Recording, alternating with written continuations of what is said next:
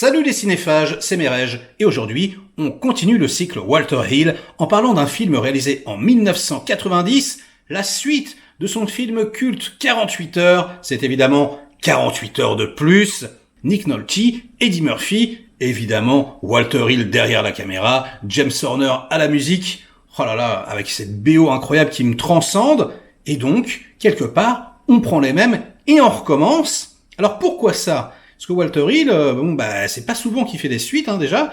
Et puis, Eddie Murphy, c'est pareil.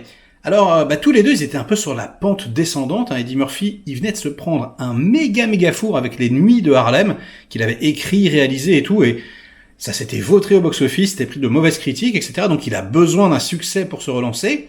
Et Walter Hill, c'est pareil.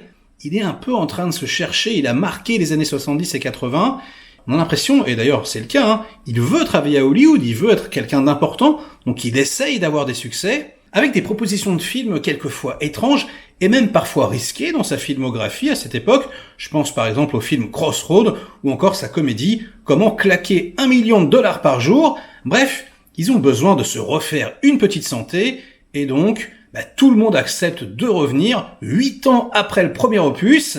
Alors, est-ce que c'est une bonne idée pour autant ? Eh bien, j'ai envie de vous dire, déjà commercialement, très certainement, puisque le film a rapporté $150 millions au box-office mondial, et pour l'époque, c'était vraiment très impressionnant. Donc là, ouais, ils ont visé juste, ils ont tapé dans le mille. L'idée originale est écrite par Eddie Murphy, qui a pris un alias, ici d'ailleurs, il se fait appeler Fred Broughton. Pourquoi ? On sait pas trop, pour qu'on évite de le taxer, peut-être d'avoir le melon. Ouais, tu produis, tu écris, tu joues dedans, etc.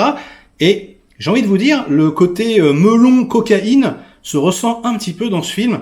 Déjà, Eddie Murphy, il a jamais été comme ça. Il est assez gras, assez bouffi. C'est assez étrange, quoi. Moi, je l'avais découvert au cinéma à l'époque, ça m'avait choqué. Je m'étais dit, tiens, je sais pas, il a l'air un petit peu lunaire. Et en fait, c'est un peu le problème du film, parce que c'était vraiment la force du premier. C'était Eddie Murphy, il était génial, absolument exceptionnel dans toutes les scènes. Et là, en fait, vraiment, on sent qu'il traîne la patte. On sent que, je dis pas qu'il n'est pas investi, il doit être investi, il produit, il écrit, donc franchement, il veut un succès, comme je vous l'ai dit, donc oui, mais je sais pas, la mayonnaise ne prend pas trop, et je pense que à cette époque, il était vraiment au sommet du monde, ça devait être un petit peu difficile de dégonfler la tête et de redescendre sur Terre, et du coup, toutes ces scènes font un petit peu forcer.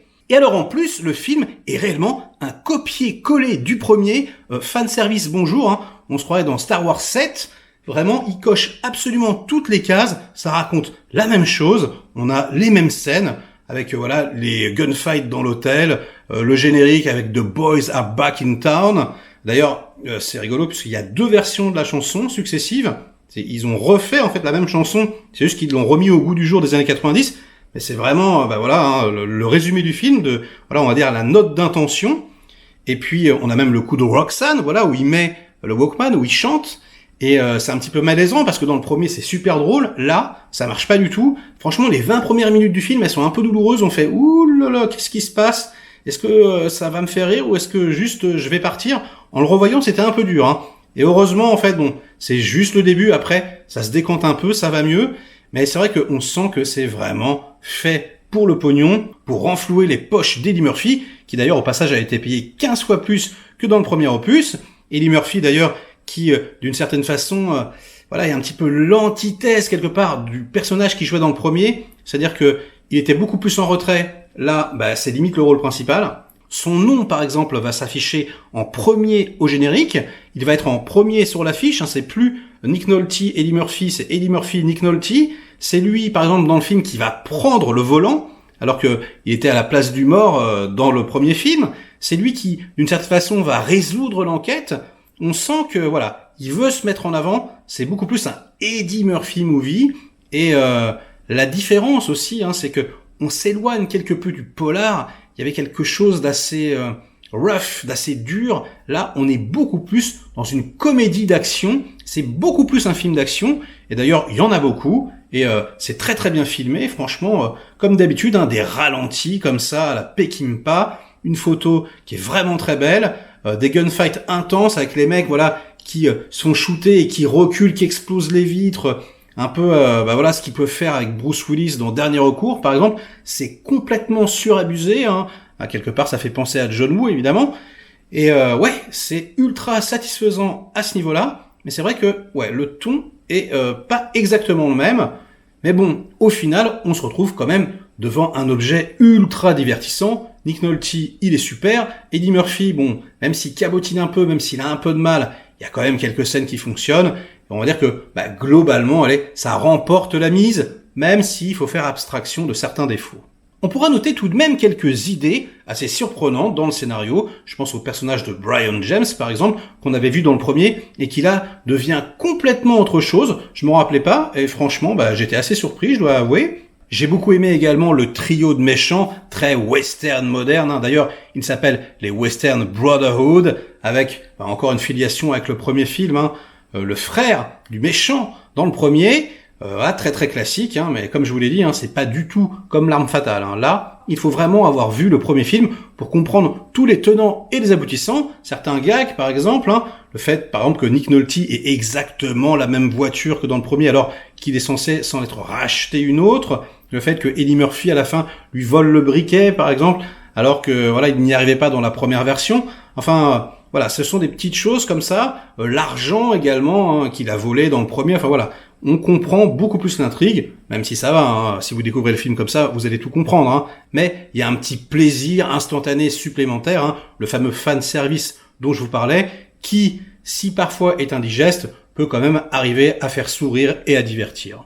Et voilà les cinéphages, ce sera tout pour aujourd'hui. Ce n'est certes pas le meilleur Walter Hill, mais c'est pas non plus le plus mauvais. C'est une très bonne suite, très péchue, bien filmée. Donc, si vous ne l'avez pas vu, vous pouvez y aller, ça va vous divertir, je pense.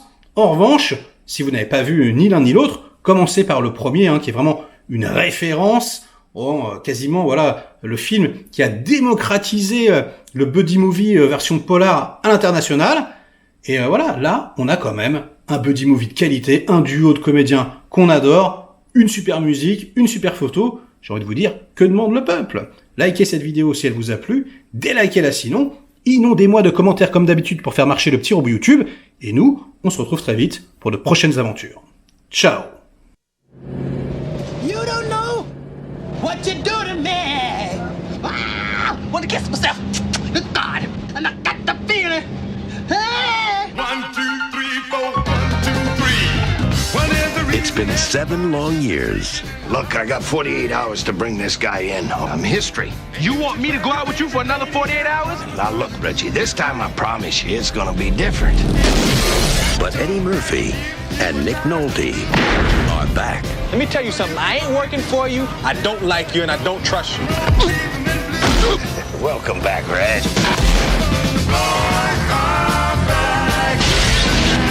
And they're making up for lost time.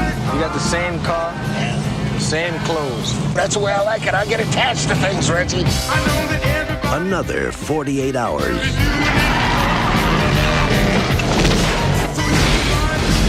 Oh, you're in trouble with the law this time. Good.